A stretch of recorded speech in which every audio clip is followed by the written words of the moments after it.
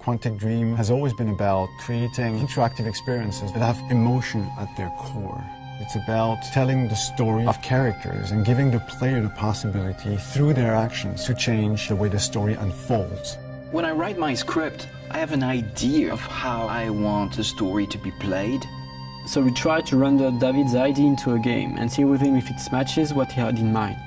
In case it doesn't, we go back to the writing stage and keep working until the result perfectly matches David's vision.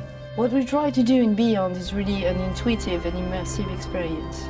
So we created a very discreet user interface with only white dots on screen and very simple controls.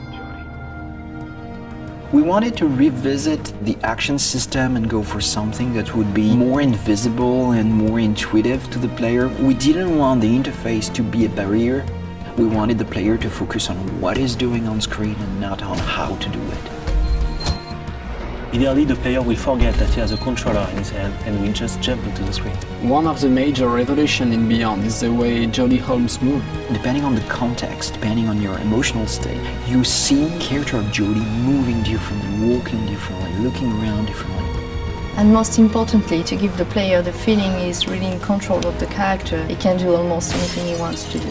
She can talk to other people, interact with objects, and also run, jump, shoot, drive a motorcycle, or even ride a horse. What was really challenging also is that the story goes on for 15 years of Jodie's life.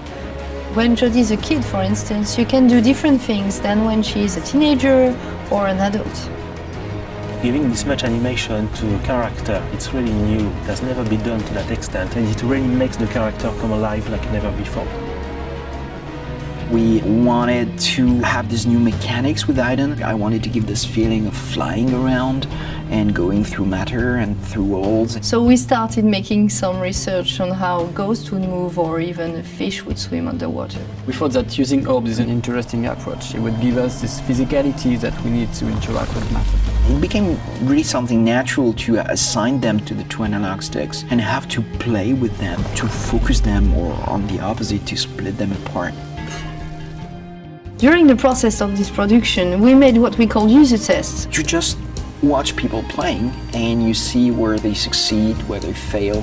If a player don't get it right, it's only our fault. So we work very hard to be able to correct it and give the best experience possible. After each user test, it's meeting after meeting just to find the good solution to every single issue the player may have had.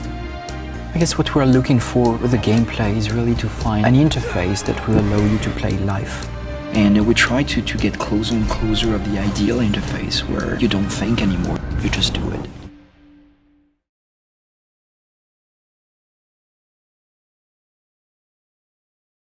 PlayStation